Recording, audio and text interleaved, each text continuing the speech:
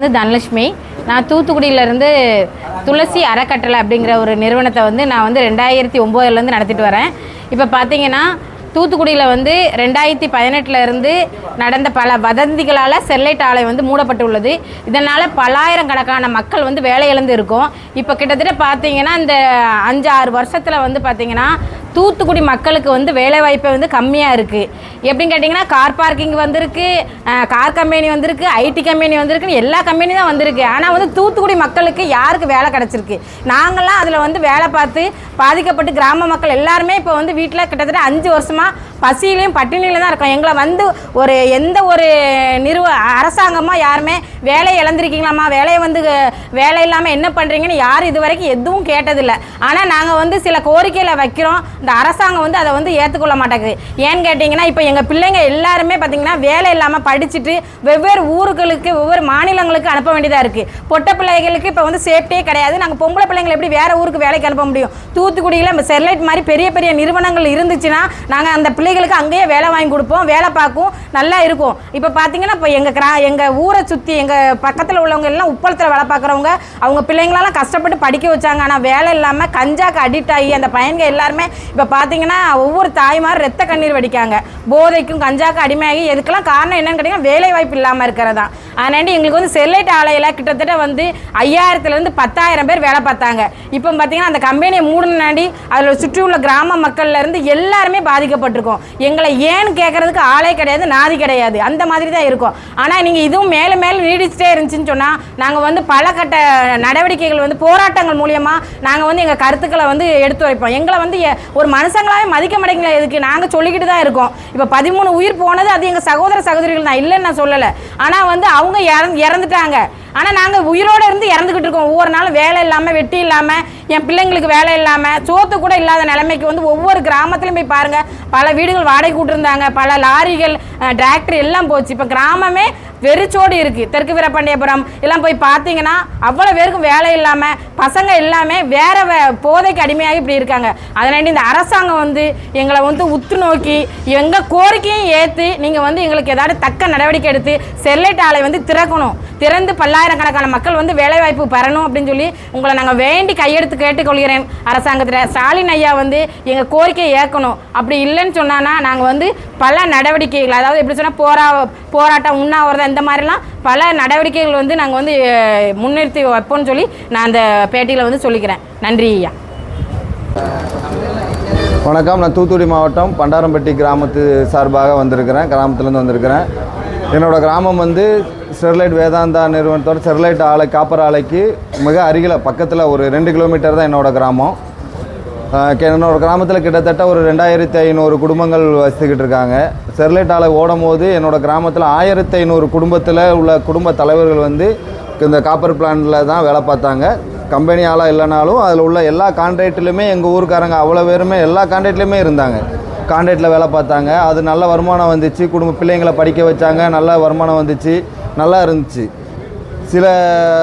சிலர் சொன்னதுனால எங்கள் ஊருக்காரங்க தெரியாமல் எங்கள் ஊரில் 100 நாள் போராட்டம் நடந்துச்சு. அந்த 100 நாள் போராட்டத்துலேயும் நானும் முன்னாடி நின்று நடத்தினவன் தான். நடத்தினேன், நானும் அதுக்கு நிறைய உதவிகள் செஞ்சவன் தான்.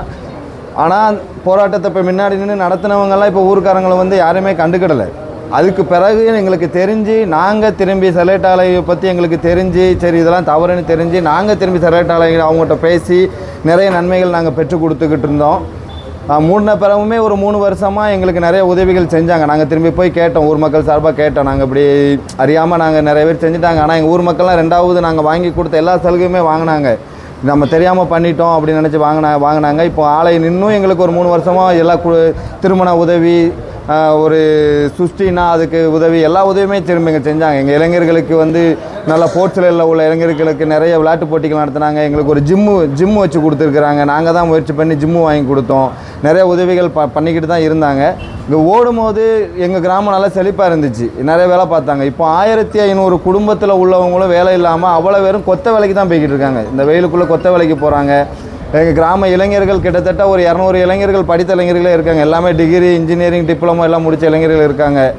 அவங்க நிறைய பேர் அதில் கான்ட்ராக்டில் வேலை பார்த்த அவ்வளோ பேருமே இப்போ மூட சமக்க போகிறாங்க. நிறைய கொத்த வேலைக்கு தான் போகிறாங்க. பக்கத்தில் இருக்கிற ரமேஷ் ஃப்ளவரில் கூலி வேலைக்கு போகிறாங்க. இது மற்றபடி நிறைய வேலை வாய்ப்பு எதுவுமே எங்களுக்கு கிடையாது. பக்கத்தில் நிறைய கம்பெனிகள் இருந்தாலுமே வேலை வாய்ப்புகள் எங்களுக்கு கிடையாது. எங்களுக்கு நிறைய இதில் வந்து நாங்கள் பின்தங்கிட்டோம். ஒரு ஊர் காரியமாகிட்டோம், எல்லாமே நிறைய பின்தங்கிட்டோம். எங்கள் பண்டாரம்பட்டி கிராமத்து மக்கள் வந்து இப்போ எல்லாமே பண்ணது தவறுன்னு சொல்லி இப்போ கம்பெனி வேணும்னு தான் சொல்கிறாங்க. எங்களுக்கு எந்த எதிர்ப்புமே கிடையாது ஊருக்குள்ளே. அதனால் இந்த பவர் பிளான்ட்டையும் வேதாந்தா நிறுவனத்தின் காப்பர் பிளான்ட்டையும் திறந்தா எங்கள் ஊர் மக்கள், எங்கள் ஊரில் இருக்கிற இளைஞர்களுக்கு வேலை வாய்ப்பு கொடுக்கன்னு இப்போ உறுதி கொடுத்துருக்குறாங்க. கண்டிப்பான முறையில் படித்த இளைஞர்களுக்கு உங்கள் ஊர் மக்களுக்கு நாங்கள் வேலை வாய்ப்பு கொடுக்குறோம் அப்படின்னு சொல்லி எங்கிட்ட ரெஸ்யூம் நீங்கள் வாங்கித்தாங்க நாங்கள் கொடுக்கணும்னு சொல்கிறாங்க. ஆனால் அந்த பக்கத்தில் நீங்கள் டோபாஸ் கம்பெனி ஆரம்பிச்சிருக்கீங்க, ஃபர்னிச்சர் பார்க்கில், அப்புறம் கார் கம்பெனி, அதிலேருந்து எங்கள் ஊருக்கு வந்து ஒரு வேலை வாய்ப்பு கூட எங்கள் ஊர்க்காரங்களை வந்து நீங்கள் அணுகலையே. பக்கத்தில் தான் 2 கிலோமீட்டர் தான். இப்போ அது கம்பெனி ஆரம்பித்து வேலைக்கு ஆட்கள்லாம் வந்துக்கிட்டு தான் இருக்காங்க. எங்கள் ஊரில் இருந்து ஒரு ஆள் கூட 2 கம்பெனியில் செக்யூரிட்டி வேலைக்கு கான்ட்ராக்டில் போகிறாங்க. செக்யூரிட்டி வேலைக்கு கான்ட்ராக்டில் தான் போகிறாங்களோ இல்லையா. கம்பெனி அந்த கார் கம்பெனியில் ஒரு கம்பெனி ஸ்டாப்பு பண்டாரம்பட்டியிலேருந்து நாங்கள் இத்தனை கம்பெனி ஸ்டாப்பு நாங்கள் எடுத்துருக்குறோம் அப்படின்னு நீங்கள் சொல்லுங்கள். நான் உறுதியாக சொல்கிறேன், ஒரு கம்பெனி ஸ்டாப்பு கூட இந்த கார் கம்பெனிலேருந்து எங்கள் ஊர்லேருந்து நீ எடுக்கலை. அப்போ நீங்கள் வந்து பக்கத்தில் இந்த வேலைவாய்ப்பு இதில் 1000 பேர் 2000 பேருக்கு வேலை இருக்குதுன்னு சொல்லுறீங்க. இந்த கம்பெனியை மூடுன்னு நாங்கள் போராட்டம் பண்ணும்போது உங்களுக்கு பக்கத்தில் 2 கம்பெனி ஓப்பன் பண்ணியிருக்கோம், இதில் 1000 2000 பேருக்கு வேலை இருக்குங்க. எங்கள் ஊருக்காரங்களுக்கு யாருக்குமே அங்கே வேலை இல்லையே. மீளவிட்டான் கிராமத்துலேருந்து எத்தனை பேர் வேலை பார்க்காங்க, வீரபாண்டியபுரத்துலேருந்து சாமிநத்தம், அப்புறம் சுற்றியுள்ள ஐயாரெட்டி, சங்கரப்பேரி, புதூர் பாண்டியபுரம், நயனார்புரம், இந்த புதியமுத்தூர் சரௌண்டிங்கில் இத்தனை பேர்த்துக்கு ஒவ்வொரு கிராமத்துலேயும் நாங்கள் இத்தனை இளைஞர்களை நாங்களாக போய் எடுத்துருக்குறோம் வேலைக்குன்னு நீங்கள் சொல்லுங்கள், நாங்கள் ஏற்றுக்குறோம். எந்த ஒரு அறிவிப்பு சும்மா ஆன்லைனில் கொடுத்தா எல்லாத்துக்குமே தெரிஞ்சிடாது. பக்கத்து ஊர்களுக்கு வந்து நீங்கள் ஒரு முகாம் போடுங்க. கார் கம்பெனிக்காரங்க வந்து நாங்கள் உங்கள் ஊர் பக்கத்தில் தான் கம்பெனி ஆரம்பிச்சிருக்கிறோம், நீங்கள் வாங்க, நீங்கள் ரெஸ்யூம் கொடுங்க, நாங்கள் இவ்வளோ ஒரு இன்டர்வியூ வந்து ஒரு இன்டர்வியூ வந்து அங்கே வச்சு வைக்கலாம். ஆனால் நீங்கள் எதுவுமே பண்ணலை. அப்போ எங்கள் பக்கத்து ஊருக்காரங்களுக்கு நீங்கள் அதில் வேலையும் கொடுக்கல, இருந்த வேலை பார்த்த கம்பெனியும் அடைச்சி வச்சுருக்கிறீங்க. அப்போ நாங்கள் வேலைக்கு எங்கே போகிறது? எங்கள் பசங்க படிச்சுட்டு இந்த வெயிலுக்குள்ளே கொத்த வேலை பார்த்துட்டு இருக்காங்க. இப்போ நீங்கள் நேராக வந்தால் கூட ஒரு டிகிரி முடித்த பையன் இங்கே கொத்த வேலை பார்த்துருக்கான். நாங்கள் வரும்போது அவன் டிகிரி முடிச்சிருக்கான், இதில் தான் கொத்த வேலை பார்த்துக்கிட்டு இருக்கான். நீங்கள் பிரச்சனை நீங்கள் நேராக வாங்க, அவனை விட்றான், அவன் செங்கல் சமைக்கிறது உங்களுக்கு தெரியும். அவன் ஏன் கொத்த வேலைக்கு போகணும்? இந்த கம்பெனி திறந்துருந்து இப்போ இல்லைனா கார் கம்பெனியில் அவனுக்கு வேலை கொடுத்துருக்கலாமே. இந்த கம்பெனி திறந்தா எங்களுக்கு அவங்க எங்கிட்ட நீங்கள் ரெஸ்யூம் வாங்கி தாங்க. அவங்க ஊருக்காரங்க எத்தனை படித்த இளைஞர்கள் தான் நாங்கள் உங்களை வேலைக்கு சேர்க்குறோங்கிறாங்க.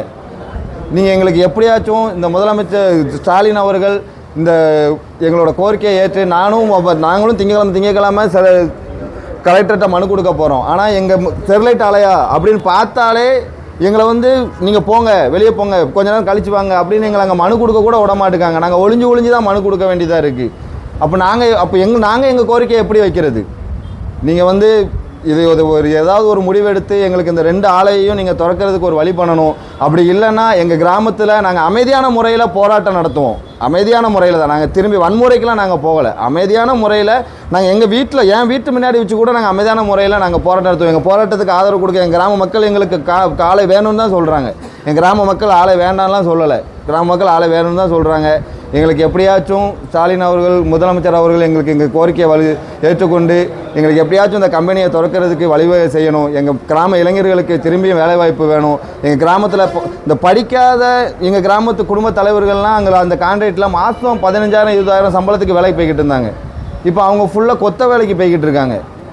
வேறு வேலை இல்லை, செக்யூரிட்டி வேலைக்கு பக்கத்தில் உள்ள குடோனுக்குள்ள செக்யூரிட்டி வேலை, வழி இல்லாமல் செக்யூரிட்டி வேலைக்கு போய்கிட்டு இருக்காங்க. எங்களுக்கு எப்படியாச்சும் வேலைவாய்ப்பை ஏற்படுத்தி கொடுக்கறதுக்காண்டி எங்கள் கிராம மக்கள் சார்பாக நான் கேட்டுக்கொள்கிறோம். எங்களுக்கு எப்படியாச்சும் இந்த கம்பெனியை திறக்கணும்.